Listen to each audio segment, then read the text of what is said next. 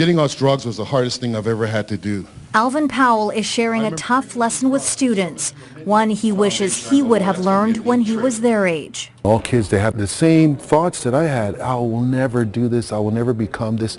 You don't know. Powell was a boy from humble beginnings who achieved what athletes dream of, a job in the NFL. He played with the Seattle Seahawks and the Miami Dolphins, but only for 3.5 seasons. His career cut short by drugs and alcohol. 4 days before my pension, which I never got to this day, all that work, all that training, for nothing. The downward spiral began when Powell first tried marijuana at the age of 21. Soon came harder drugs. 8 years later, he was a full-blown cocaine addict. He tried to get clean, desperate to make a comeback, but then fell even deeper. During a trip to Montreal, he was charged with assault.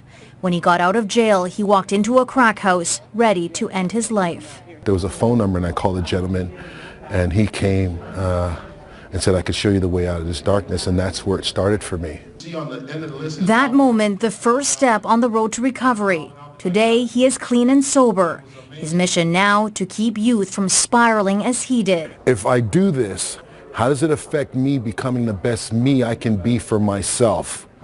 For those dreaming of following his footsteps into the NFL, it is a powerful message. By him just mentioning how much and how fast everything can be taken away because of the choices you choose to make at a young age, really inspires me to focus on who I want to be. I learned my lesson. What once seemed like an improbable comeback, driven by a desire to make the most of a second chance.